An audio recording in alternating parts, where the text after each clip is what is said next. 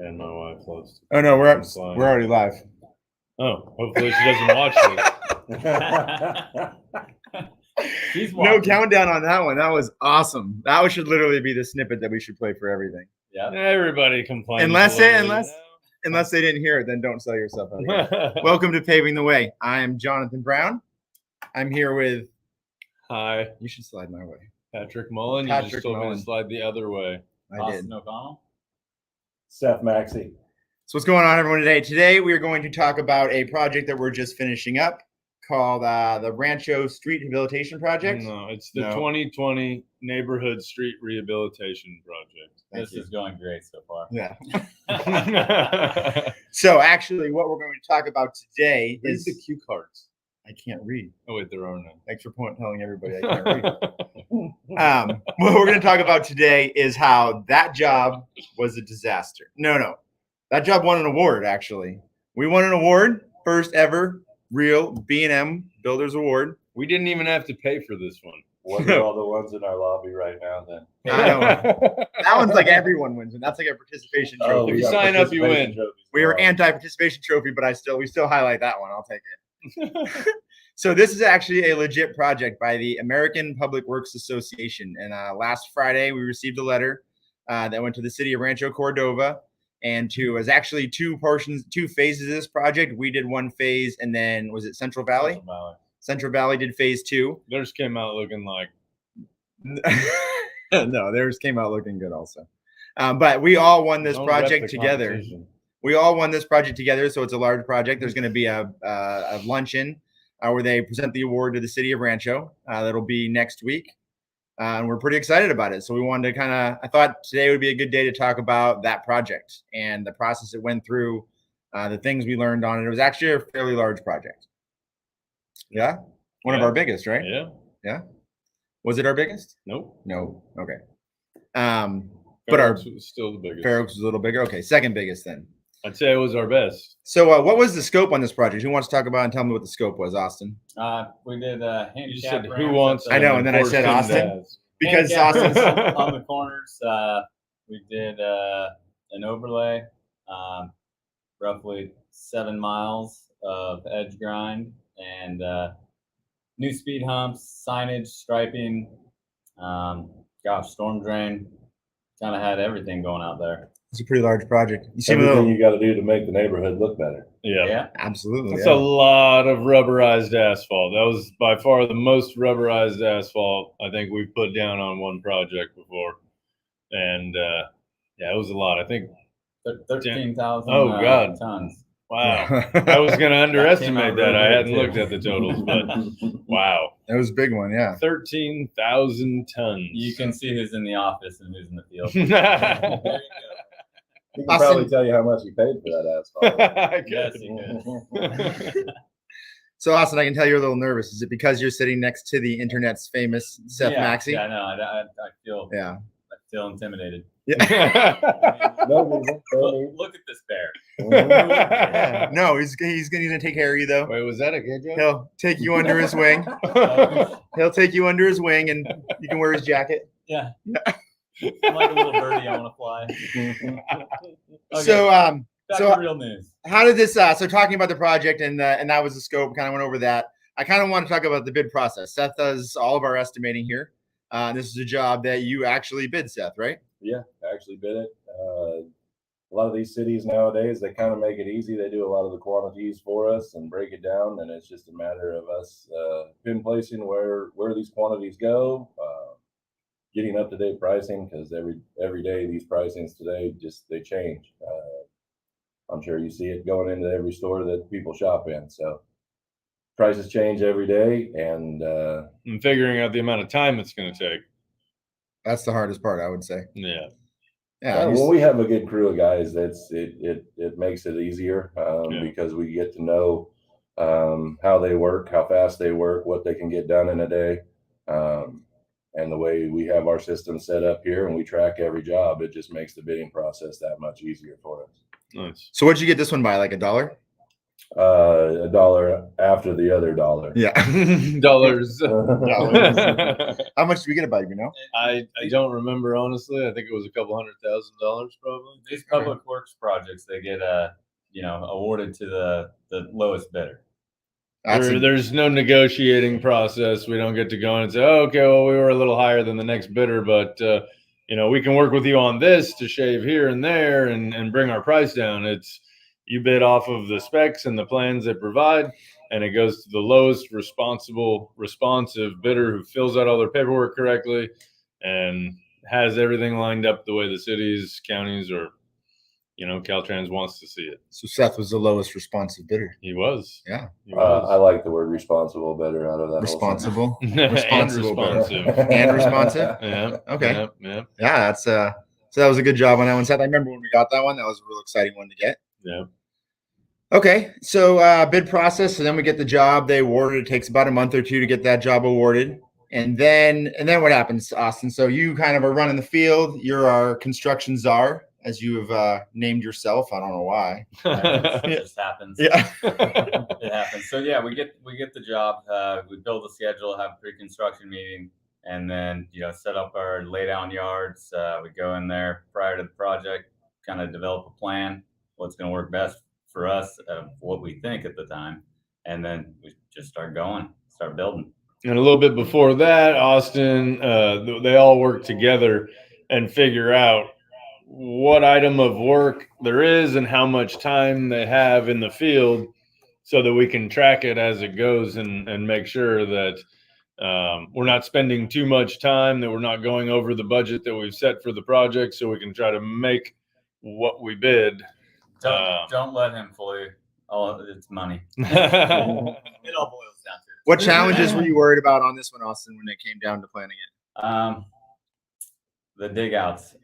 So we did a 6-inch dig outs down the middle of some pretty busy streets, and I thought, how are we gonna do this with traffic? And we actually first go around a little rough, and then we got better and better, and then we were doubling our tonnage by the time we were finished. Yeah, I remember that first one. It was back before the winter too. We tried to get one done, and it was a rough day. Yeah. And a lot of planning, though. I remember we kind of regrouped on that, kind of retaught and learned our better way to do it. And yet, like you said, we started killing it towards the end. Okay, what other parts did we have? So that's basically your prep.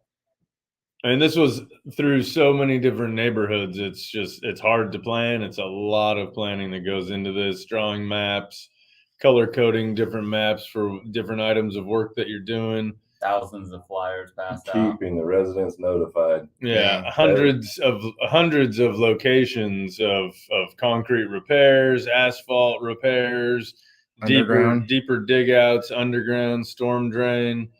So it's quite the process when it comes to planning. It takes a lot of effort to make sure you get it right the first time. Did you get it all right the first time, Austin, or what? You know what? Yes. It's funny because I was going to bring up closer to the end of the project. This is probably the first project that we've ever done with 0 punch list. And that's pretty impressive on this size of a job, with how much concrete we put down, how much asphalt we put down. We had zero punch list. You guys know offhand how many square feet of concrete we did approximately? I think like 12,000. That's a lot. Maybe not. Yeah, it could be exaggerated. There's some short runs of concrete. It's not all small patches, but a lot of it was small individual patches here and there, panel, 2 panels. How do you think you had no punch list? What led up to that? Because obviously we don't have jobs this size. You don't have no punch list. What do you think? We're very good bullshitters with the inspector. No. No. What do you really think? Like, how do you? What tips? I think our quality of work, our foremans being on top of the guys, the superintendents, quality control, just kind of trying to grab things as we go versus leaving stuff behind and saying, oh, we'll catch it later. Like Patrick was saying, we've got so many different locations. It was best, the guys come in, complete the task 100%, move on. So I think the inspectors should get some credit on there too. I think they were very easy to work with. The inspector we had out there, who do they work for? Salabar. Okay, that's it. Salabar Consulting. Sure. Yeah. That sounds good to me. So they were actually really good too, because they were on their areas too. They were walking and they were measuring them right with us, and then they would kind of point out things that they saw, so we could go back and catch that stuff beforehand. Which I think in the past sometimes that stuff gets missed and you move forward, but I think you guys were really good at making sure we caught those things, getting them fixed before. Even in some of the meetings, they'd bring up items and we'd be like, "Oh, that was already taken care of," because we kind of fall back and try to jump on them right away. So that was definitely. I think a lot of it came down to the guys. You know, the guys that we have care about their work, about their job, the way they leave things, and we've gotten lots of phone calls from residents thanking us for doing a good job. You know, helping protect rose bushes. We'd go in and put some stuff down over it to make sure that we're not damaging plants and stuff in people's front yards when we're taking out all the concrete and the handicap ramps, and fixing sprinklers right away. And it's just the guys actually care, and I think that you could really tell on this one. Yeah.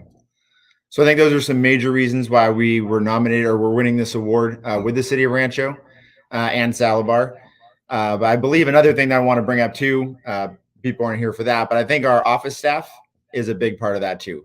Michelle on our payroll, certified payroll is certainly a tough task, keeping it dialed and up to date and proper. And she's done an amazing job with that on this job and really across a lot of our jobs. And Sean coordinating. I was gonna say Sean. Sean is a contracts manager. He runs all of our contracts, communicates with the city and with other subcontractors. And he did an amazing job on this one. We got a lot of comments on his, on how he kind of performed. And really, I think the office as a whole does really good. I don't want to leave anybody out, but I think those two. Just as a little plug for Salabar, I know they do a lot of work with the city of Rancho. They were one of the first people when we got our first job working with Rancho Cordova, probably 10 years ago. We dealt with one of the founders of the company, and he's just a great guy to work with. If you're ever looking for someone to help build everything, get all the pre-planning done and set up, I think they're a good company to work with, and I think you should definitely give them a try. What job was that? What was it called? Something like near Happy It was Lane. Old Placerville Road, right? Placerville Road, yeah. Where we got punked. Their inspector punked us so bad. Remember that, Austin? Oh yeah. Yeah. That was fun. We didn't know quite what we know now. A little bit less. Well, so let's not even talk about it. Yeah, we got it done. I think we got it done, and I think it's funny. No, the project was good in the end. We just had no idea. It still looks great. I had no idea what I was doing, obviously. Yeah. Okay, so I think the last question I have about this is, what do you guys think from all aspects? What do you think we learned on this project? From Seth, what do you think you learned about this project to help us in the future? I could have added probably another 100,000 to the job, and we could have got it still. That's what I like to hear. No, I'm just kidding. No, moving forward, every job's different, so we just got to take every job with what it brings to us. So it's the environment, it's the layout, it's what they're calling for. But like I said, all the systems, the programs that we have now tracking these jobs, which makes it easier for us, just makes it easier for me to bid because I know what our crews can do. So moving forward, it just gets easier and easier for us. Right on. Nice. What do you got, Austin? You got anything to learn? Yeah, probably the coordination of our grinding operation. I'd say learned a little something from that, and would have done that a little bit different, but it's done now. So learn some new means and methods. Moving forward, do it a little bit different. Yeah, if we had to do it again, I think we could get it done even faster. We were also trying to not make the community mad at us, and then I figured out that it doesn't matter. Grind it all out. Grind it all out and set it up still for the community so that they don't get mad at us. Exactly. I think there's ways to go about these things. We had a lot of knowledge in compaction. I think we've even done a podcast maybe on compaction. Have we not? But I think I still learned. I think we all kind of learned a lot about compaction on this one too. There was some on the rubberized asphalt. With this rubberized asphalt, there was a lot of things going on. So maybe miscommunications or misunderstandings in the beginning by some of the people, and I think it all kind of panned itself out and everything was done correctly. But I think we learned a lot about how to deal with situations like that when they come up, and how to make sure we're protecting ourselves and the cities and the customers to make sure they're getting the product that they deserve. Yeah. Do you have anything you learned? Pat kind of knows a lot, so I don't know. I don't want to put him on the spot. I learned a lot about everything, like everything you guys just touched on. I think it wasn't just you guys learning it individually. I think it's kind of a group thing. I think we all learned a lot about the means and methods of how to get certain things done in a certain way. And like I said, I think we could get it done faster next time, so that we end up doing even better on it. But I think it still came out great. I think it was a good team effort, and everybody put a lot into it. Team. Yeah, right as you said it, I saw that. Together, I achieve more. No, we. No, who's we? There's no there's no me in team. No, there's no I in team. There isn't me. Never mind. You keep reading off the little cue cards. I am. I'm reading. I was reading that. Okay, so I think we're good. So I think next week, reach out to us if you have questions or comments. Reach out to us anywhere on LinkedIn, Facebook, Instagram. There you go. Email, phone calls. We like it all. And check us out next time. If you're someone, we're going to kind of talk about mindset and what the mindset that we as owners of companies and higher executives in companies, how we deal with mindset in ourselves and with our, with our teammates. And so if that's something that you work with, we're going to kind of have some conversations about that, especially talking about self-destructive habits, which I think we all kind of have, except for Pat, of course, that we can work on together. We'll be tapping into Pat's, inner Zen. That's what we call it in the office. It's deep. It's deep. This is the only time he smiles. I can't believe you're just calling everybody. Man of many cards. Oh, I need to clip that alone. This is the only time he smiles. I love it. There's Pat. There's Pat. You can put that in the Austin quote. Yes. So you're not going to want to miss that next episode. Improving and support and mindset, all of that's what we're going to talk about. So I think we're good. All right. Thanks for visiting and joining. Awesome. Great job, guys. Thank you. Sorry it was so long. Have a good day. 5 self-destructive habits.